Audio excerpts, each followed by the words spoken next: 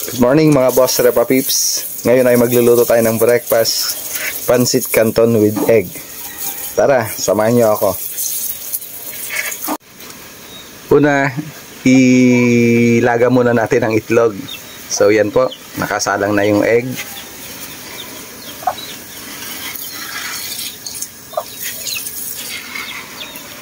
Pag kumulo na yung tubig, orasan po natin ng 7 to 8 minutes. Prepare na po natin ang ating pancit canton. So, open lang po natin siya. Open natin seasoning. Tapos, hatiin natin sa 4 para hindi siya ganun kahaba pagka niluto natin. Ayan. Dito natin yung bulong tubig para natin lagay.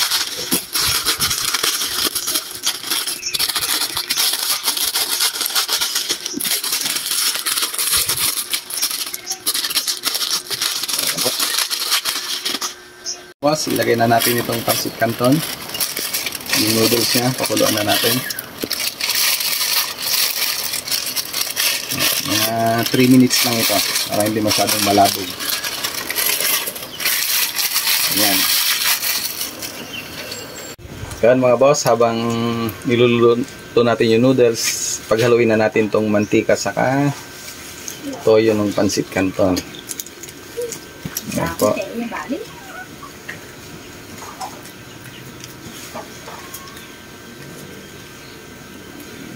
Ayan.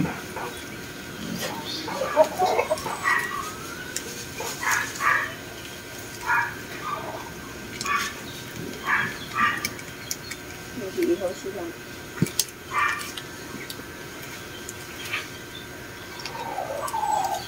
Ay, mama natin.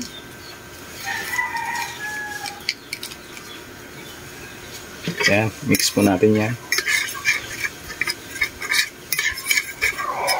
Masarap daw ang pancit canton pag ganito yung process na ginawa.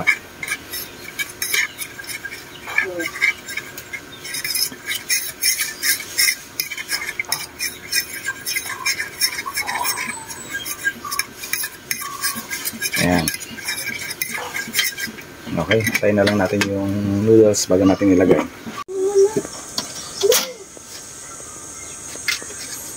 I-drain po natin yung water. So, ayan po.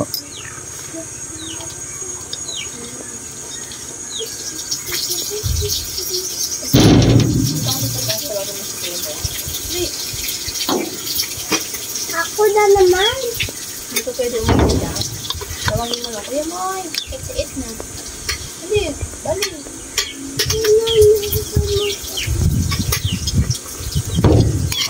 Okay na yan. Huwag daw dadahatin yung magtira daw ng konting water para mas masarap. Okay. Halo na po natin dito sa plate.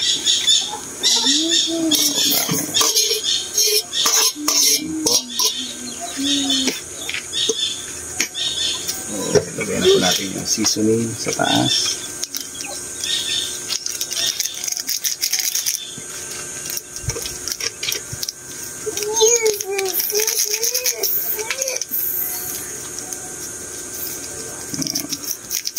Bali, 4 po pala na pancit canton ito lahat.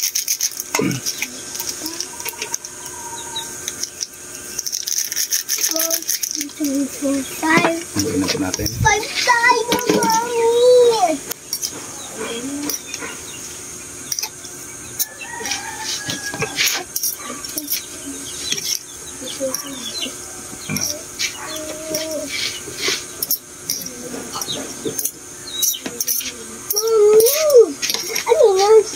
Ito.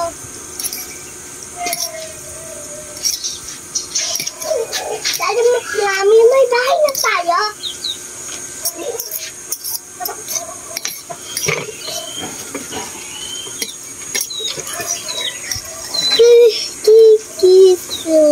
Okay na po yan. So, ito natin.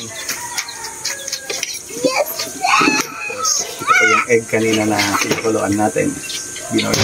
Nilaga natin. So, yan. Breakfast na po tayo. Good morning.